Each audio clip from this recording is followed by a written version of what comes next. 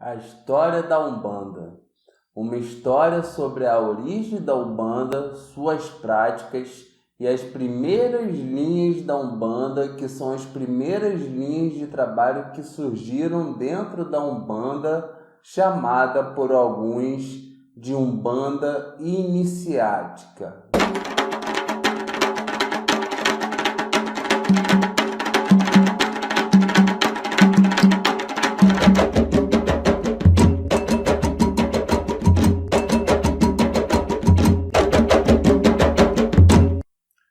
Axé, meus amados irmãos, eu sou Leandro de Xangô, aqui do canal Umbanda Gira, e vamos começar falando sobre a origem da história da Umbanda.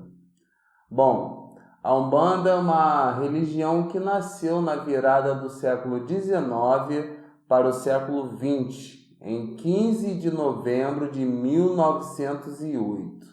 É isso mesmo. Neste próximo dia 15 de novembro de 2020, a nossa amada Umbanda comemora exatamente 112 anos. E fica até o final do vídeo, pois eu vou falar sobre algumas curiosidades desta história da Umbanda que eu vou contar aqui para vocês. Bom, a Umbanda tem forte base no kardecismo, ou seja, nos estudos e práticas de Allan Kardec, amplamente difundidas a partir da metade do século XIX no Brasil. Diferente do candomblé, a Umbanda é uma religião urbana influenciada pelas práticas religiosas das senzalas, que por sua vez eram sincretizadas com as práticas dos escravos, que são os nossos amados pretos velhos. Assim, a história da Umbanda mostra que ela é uma religião que surge na transformação das cidades pela necessidade de integrar as práticas ritualísticas das senzalas com as exigências de um espaço urbano menos livre e mais ordenado. Galera, já vão deixando o seu joinha e caso vocês queiram participar do nosso grupo de estudo no Facebook do Umbanda Gira, o link está aqui na descrição deste vídeo, não só do grupo, mas de todas as nossas redes sociais. E é claro, já se inscrevam no canal e ativem o sininho, pois o canal está de volta e eu não quero que vocês percam nenhum conteúdo aqui do canal Umbanda Gira. Beleza? Então vamos voltar nessa história da Umbanda. Vocês sabem qual foi a importância de Zélio Fernandino de Moraes na história da Umbanda? Bom, a história da Umbanda foi iniciada em 1908, quando foi fundada pelo caboclo de Zélio Fernandino de Moraes. Na época, Zélio Fernandino de Moraes tinha uma doença, e foi levado a um centro de mesa branca por um parente, ou seja, a um centro kardecista. E quando ele chegou neste centro, ele sentou na corrente e Zélio recebeu um espírito que ordenou que ele fosse buscar uma rosa branca. Depois de sair da corrente para buscar a rosa branca, ao voltar, outros irmãos que estavam na corrente receberam espíritos de pretos velhos e índios, que são os nossos amados caboclos. E esses espíritos foram coibidos pelo dirigente com o argumento de que eram espíritos atrasados. A entidade de Zélio, que se anunciou como o caboclo das 7 encruzilhadas, falou que já que eles e as outras entidades eram espíritos atrasados, ele iria se retirar sem problema algum, mas antes ele falou que voltaria no dia seguinte na casa do seu cavalo, que é o Zélio Fernandino de Moraes, onde ele seria bem-vindo e muito bem aceito. E no dia seguinte, uma multidão de curiosos, parentes e até mesmo kardecistas se reuniram na casa de Zélio, onde às 20 horas o caboclo das 7 encruzilhadas desceu para fundar uma nova religião, baseada nos valores cristãos da caridade, humildade e do amor ao próximo. A história da Umbanda, então, teve início como uma religião que trabalharia com os espíritos dos sábios pretos velhos e caboclos e atenderia os necessitados de graça. Também foi o caboclo que disse que os médios deveriam trabalhar de branco em casas organizadas por dirigentes que seguiriam os ensinamentos de Cristo.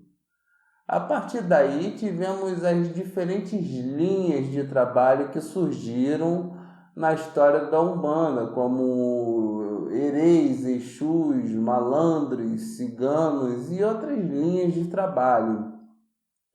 Como a Umbanda é uma crença ritualística que cresceu muito no século XX, várias linhas foram se proliferando desde o começo da história da Umbanda.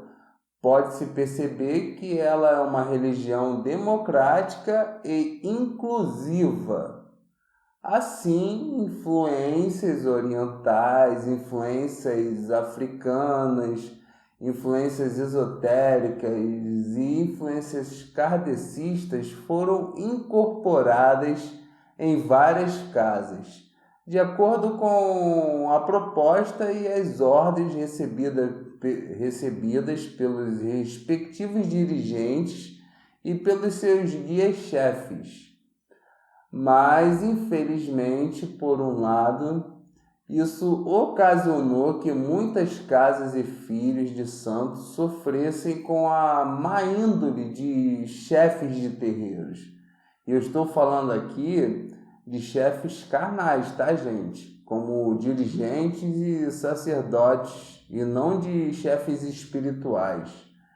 Isso porque sempre existiu muita falta de informações confiáveis sobre a religião, que sempre aconteceu muito mais na prática do que na teoria. É claro que hoje há muito mais estudos científicos e religiosos sobre a Umbanda que levam em conta a diversidade e procuram levar informações aos médios que sofrem sem saber o que fazer com sua mediunidade. E vale lembrar que os preceitos da Umbanda permanecem os mesmos e nós jamais devemos esquecer desses preceitos que são caridade, o amor, a fé, da nossa humildade, do acolhimento ao próximo e da nossa evolução espiritual. E agora eu vou falar de algumas curiosidades sobre esta história da Umbanda. Por exemplo, quando Zélio Fernandino de Moraes recebeu o caboclo das 7 encruzilhadas, ele tinha apenas 17 anos e estava se preparando para ingressar na Marinha. De acordo com a história, Zélio havia sofrido uma paralisia, na qual os médicos não puderam ajudá-lo. Após isso, ele teria incorporado o espírito de um caboclo, que é o caboclo das 7 encruzilhadas, que teria anunciado a criação da Umbanda. E todo esse fato ocorreu em Neves, distrito de São Gonçalo, em Niterói, no estado do Rio de Janeiro. E a sua primeira casa de Umbanda criada foi a tenda espírita Nossa Senhora da Piedade, lá em São Gonçalo mesmo, onde ele morava. E em 1918, por ordem do próprio caboclo das 7 encruzilhadas, Zélio ainda fundou outras 7 tendas de Umbanda. A tenda Nossa Senhora da Guia, a tenda Nossa Senhora da Conceição, Tenda Santa Bárbara, Tenda São Pedro, Tenda Oxalá, Tenda São Jorge e a Tenda São Jerônimo. E esta foi a história da Umbanda. O que vocês acharam? Comentem aqui embaixo, quero saber a opinião de todos vocês. Eu fico por aqui e que Pai Oxalá abençoe a todos vocês. Um grande axé.